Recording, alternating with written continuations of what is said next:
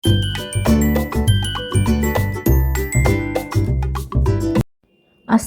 আলাইকুম। কেমন আছেন সবাই? আশা করি ভালো। আজকে আমি নারকেলের পাটিসাপটা পিঠা বানিয়ে দেখাবো। খুবই সহজে করেছি। শীত মানে কিন্তু পিঠা। এখন যেহেতু শীতকাল নানা রকম পিঠা খেতে কিন্তু বেশ ভালো লাগে। তাই অবশ্যই আপনারা আমার রেসিপিটা একবার হলেও ট্রাই করবেন। আর আমি কিন্তু যেকোনো রেসিপি খুব সহজভাবে করার চেষ্টা করি বাসায় থাকা উপকরণ দিয়ে। এখানে আমি চালের গুঁড়া নিয়েছি ১ কাপ পরিমাণ। আপনারা পরিমাণটা আপনাদের পরিমাণ অনুযায়ী নিয়ে নেবেন। আপনারা যদি বেশি পরিমাণে বানান তাহলে সব কিছু ডবল নেবেন। আর আপনারা যদি সেম টু সেম আমার পরিমাণটাই আপনারা মেজারমেন্টটা করেন তাহলে কিন্তু সব কিছু এইভাবেই নেবেন। এখানে আমি ময়দা দিয়েছি ১/২ কাপ পরিমাণ। ময়দা কিন্তু আমি পরে আরও একটু অ্যাড করেছিলাম, যার জন্য ১/২ কাপ পরিমাণ। তারপর লবণ দিচ্ছি স্বাদ অনুযায়ী লবণটা দিচ্ছি। অনেকে কিন্তু মিষ্টি যে কোনো কিছুতে কিন্তু লবণটা খেতে চায় না, কিন্তু লবণটা দিলে একটা স্বাদ একটা ব্যালেন্স হয়। গুঁড়া দুধ দিলাম ২ টেবিল চামচ পরিমাণ। আর আমি এই ব্যাটারটা কিন্তু গুড় দিয়ে করছি, চিনি দিচ্ছি না। তাই আপনারা যদি চান চিনি দিয়েও করতে পারেন। চিনি দিলে তো আপনার সামান্য পরিমাণ দিলে হয় ২ চা চামচের মতো, কারণ নারকেলটাও যেহেতু মিষ্টি, কিন্তু আমি এটা গুড় দিয়ে করছি।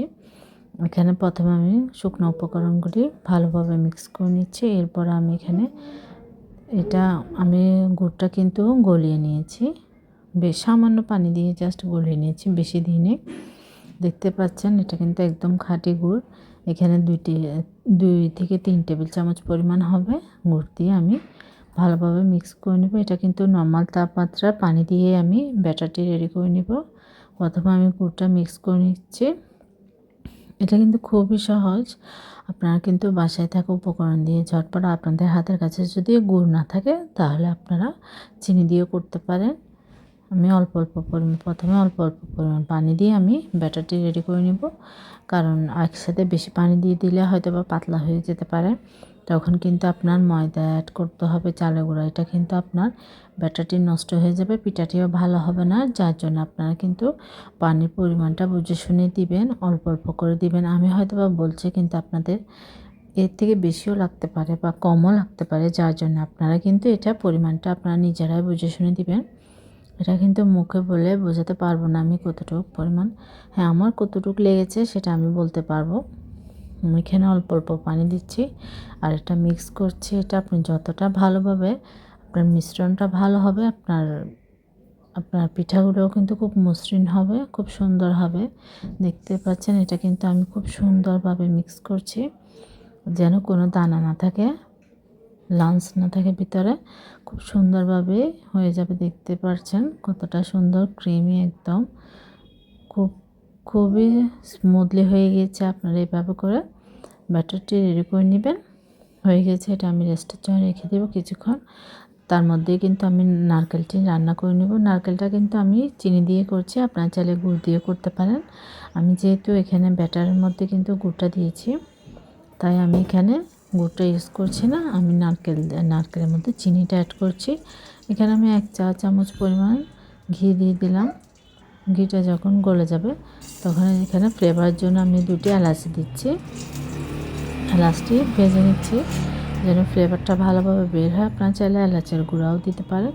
তারপর এখানে আমি ১ কাপ পরিমাণ কোরানো নারকেল নিয়ে নিয়েছি ১ কাপ পরিমাণ। আপনারা পরিমাণ মতো, পরিমাণটা আপনাদের উপর, আপনারা যতটুকু নেবেন ততটুকু নিয়ে নেবেন নারকেলটা। এখানেও আমি আরও কিছুটা নারকেল অ্যাড করেছিলাম, কারণ নারকেলের পরিমাণটা রান্না করার পর কমে যায়, যার জন্য এখানে ১ কাপের থেকে বেশি হবে কোরানো নারকেল। তারপর চিনি দিয়ে দিয়েছি মিষ্টির স্বাদ অনুযায়ী। চিনিটা আপনারা মিষ্টিটা যতটুকু খাবেন ততটুকু অ্যাড করবেন। দিয়ে আমি ভালোভাবে নাড়াচাড়া করে, কিন্তু খুব সিম্পলভাবে করেছি, অতটা বেশি ঝামেলা না, কিন্তু খেতে বেশ মজা। ট্রাস্ট মি, আপনারা একবার হলো আমার রেসিপিটা ট্রাই করবেন। আর এখানে আমি একটি ননস্টিকের তাওয়া নিয়ে নিয়েছি। ননস্টিকের ওখানের মধ্যে আমি একটু প্রথমে অয়েল ব্রাশ করে নিচ্ছি, কারণ অয়েল ব্রাশ করে নিলে আপনার পিঠাটি খুব সুন্দরভাবে স্মুথলি উঠে যাবে, লেগে যাবে না।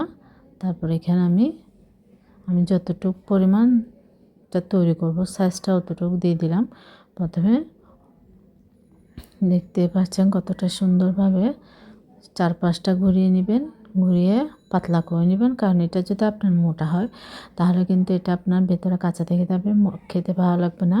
আপনার পিঠাটা যদি পারফেক্ট হয় আপনার খেতেও কিন্তু বেশ ভালো লাগে। আমি নারকেল দিয়ে দিলাম। নারকেলটা আপনারা যেহেতু এটা বাসায় তৈরি করছে তাই নারকেলের পরিমাণটা একটু বেশিই দিবেন, তাহলে কিন্তু প্রতিটা কামড়ের মধ্যেই নারকেলটা পড়বে, খেতে ভালো লাগবে।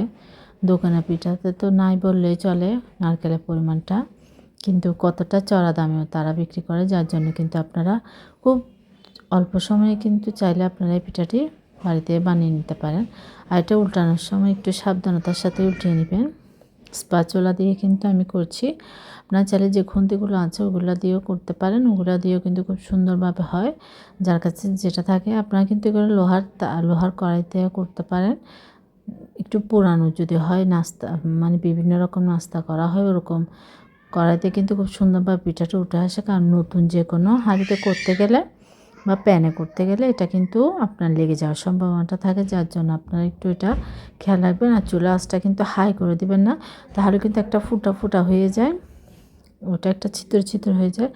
পাটিসাপটাটি হয় কিন্তু দেখতে তেমন একটা ভালো লাগে না।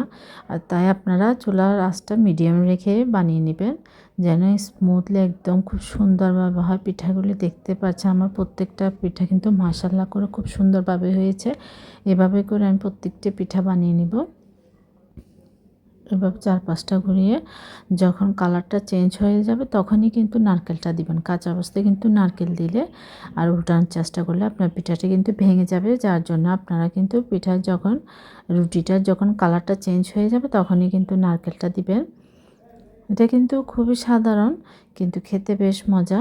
আপনারা চাইলে চিনির বদলে আপনারা গুঁড়ো দিতে পারেন, যার কাছে যেটা থাকবে। আমি সহজভাবে করি যেন সবাই করতে পারে আমার রেসিপিটি, তাই অবশ্যই আপনারা আমার রেসিপিটি ট্রাই করবেন আর কেমন হয়েছে কমেন্ট করে জানাবেন।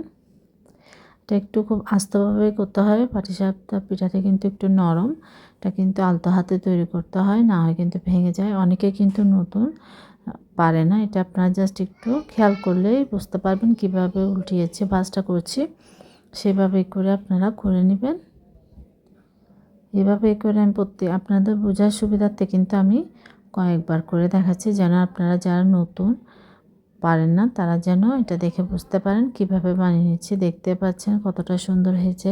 এভাবে করে কিন্তু আমি প্রত্যেকটা পিঠা তৈরি করে নিয়েছি। আর ভালো লাগলে আমার চ্যানেল সাবস্ক্রাইব করবেন, পাশে থাকা বেল আইকনটা প্রেস করে দেবেন, নোটিফিকেশন অন হয়ে যাবে। ভুল ত্রুটি হলে সরি। আল্লাহ হাফেজ, আসসালামু আলাইকুম। সবাই ভালো থাকবেন।